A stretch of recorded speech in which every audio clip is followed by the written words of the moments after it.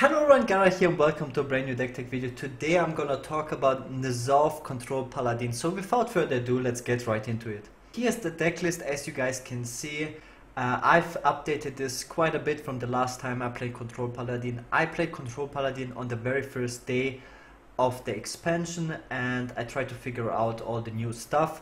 Since then I got plenty of experience. I believe it is the 11th day of the expansion, so I know the meta has settled and there's like a lot of Jade Druids, Reno Priests, Murloc Paladins and Aggro Druids. Those are like the primary decks, and yeah, I've been playing around and testing a lot, and I know like which cards are like very powerful. For example, the very first card or the very first tech card that is very powerful in the meta right now is Spellbreaker.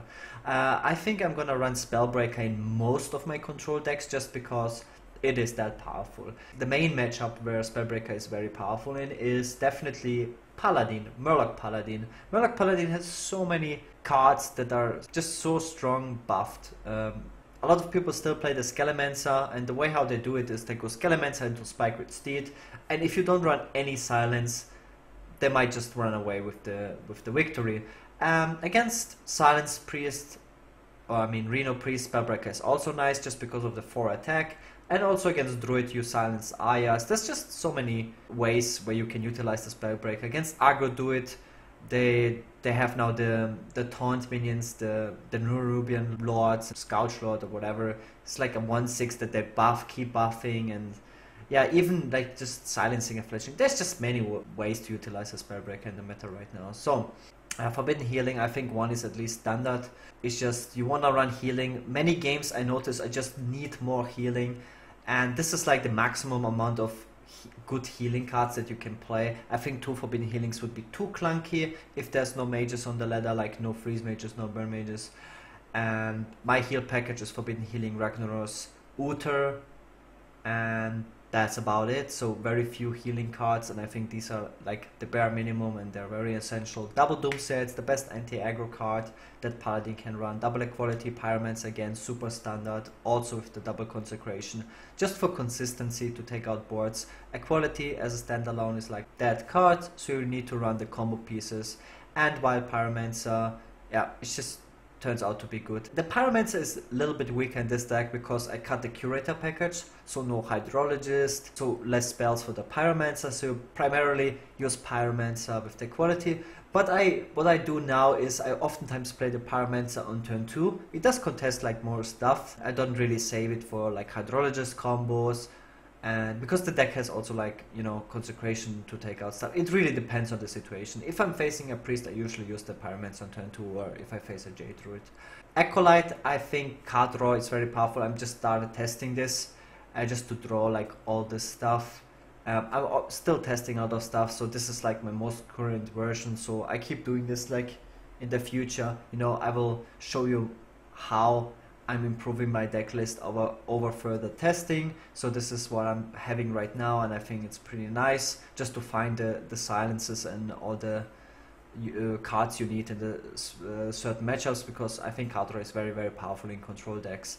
Acolyte of Pain, also on top of it, a lot of priests cut actually the Potion of Madness because of the Skulking Guys. They run Skulking Guys themselves, and they would just mill so many of their own cards, so people are starting to cut that. And if they're Reno Priest or Kazakus Priest, they only run 1 Potion of Madness anyway, so the Acolyte gets stronger because of that as well. Aldo Peacekeeper, I think, is still one of the best free drops in the game. Very flexible, good versus aggro, good versus control. Rallying Blade, again, it's just a faster weapon against aggressive decks. Again, you can still lose to an Innervate Fledgling, so the fastest answer you can have to that is Doomsayer and the Rallying Blade. Stonehill Defender, still busted, what can you say? Absolute staple card, good versus aggro, good versus control, but I wouldn't really keep it versus aggro in my starting hand. Consecration necessary, because we have no Primordial Drakes, you need the Equality Enablers. Infested Tauren, one of the better Death Rattle minions for the N'zoth.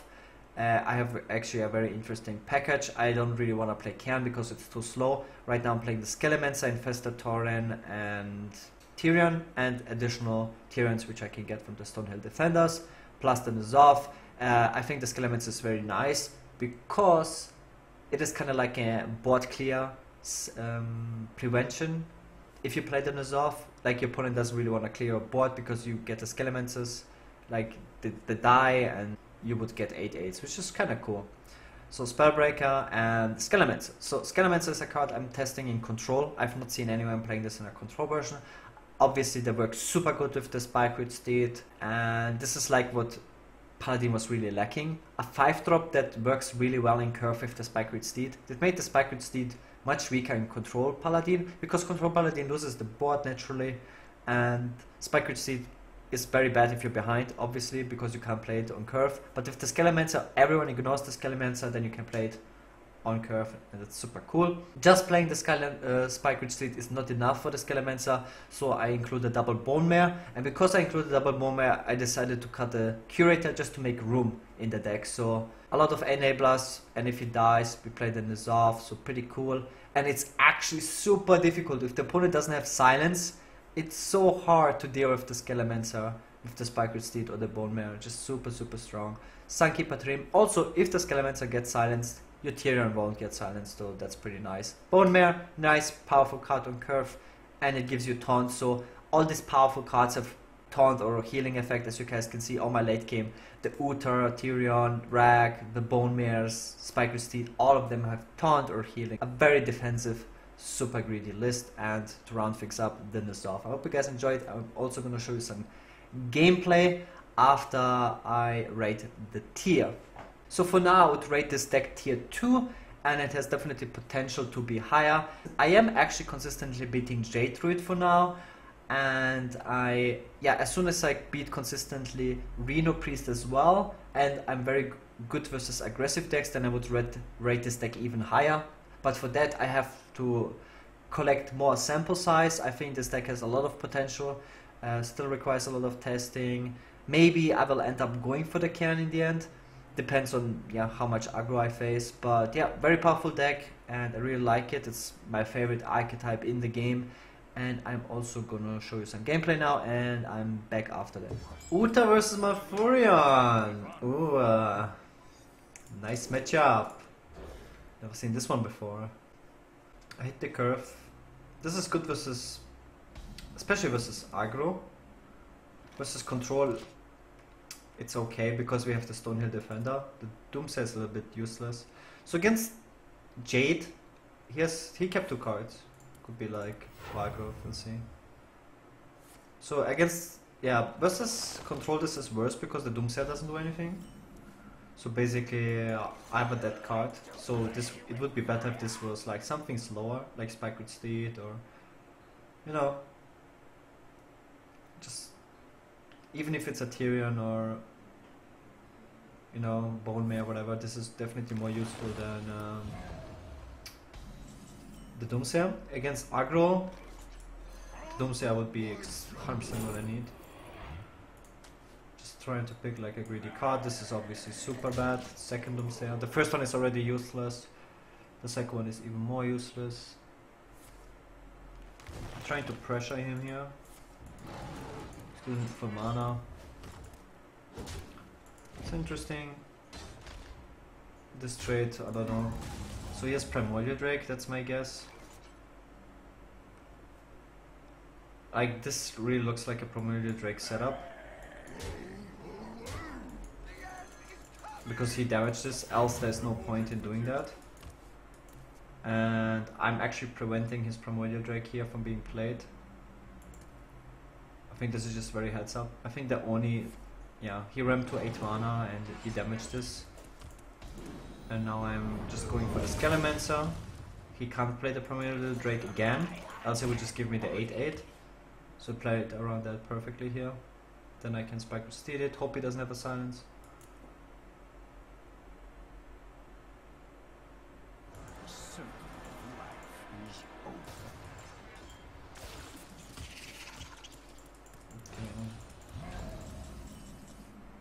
So what is interesting here,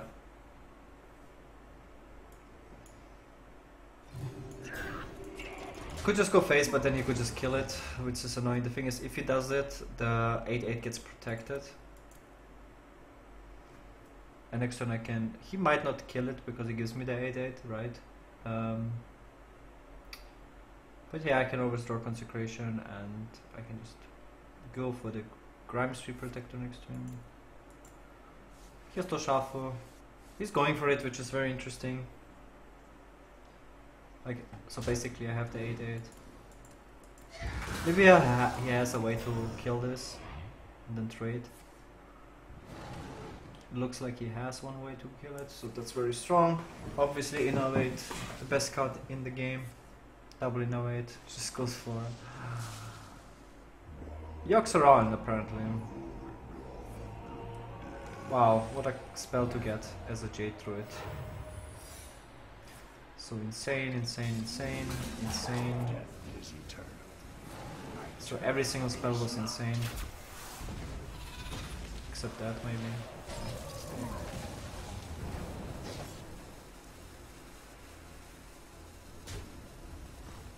He played Jade Blossom. Wait, what? Okay. You pay, I protect.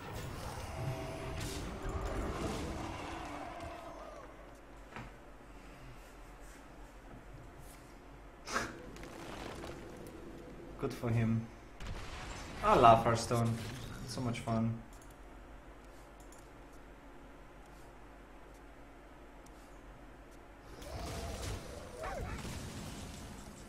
Isn't this just great? So basically just wasting all cards was absolutely no problem. Just going for ramp is absolutely no problem because he just innovates Yogg-Saron into Ultimate Infestation and just wins through that. So basically zero resource management, zero good plays, just pure luck on top of it because of Yogg-Saron. It's like a card he can't even... It's just awesome if he wins because of that. Just amazing to see.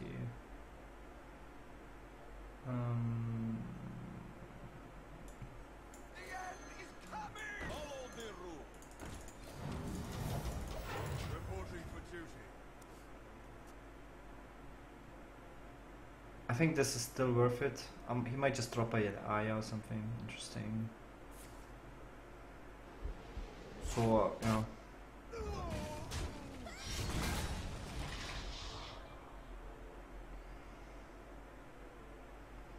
I mean, yeah, sure.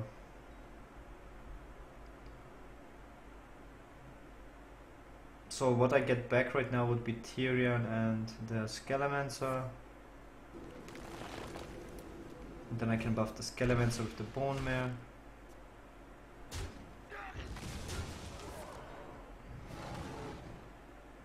It's actually interesting how he killed my... Like all he got effectively was this minion.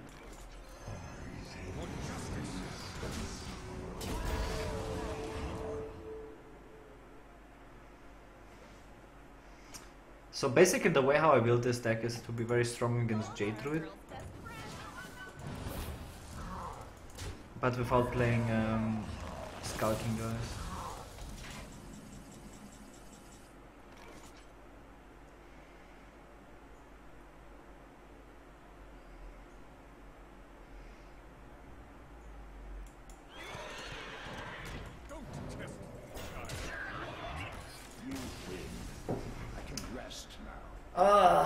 I almost lost the game. Like, if the Yogg-Saron would have just been better, then I would have lost the game. But it's like, I don't know what to say. It's like still a nice game. I won, but I don't know. It's just facing Jade Druid makes me sometimes go. And that's it for today's deck tech video. I hope you guys enjoyed it. As always, I'll be back tomorrow with another one, as always. So stay tuned for that. And yeah, thank you guys so much for watching. Thank you guys so much for supporting and subscribing. And see you guys tomorrow. Peace.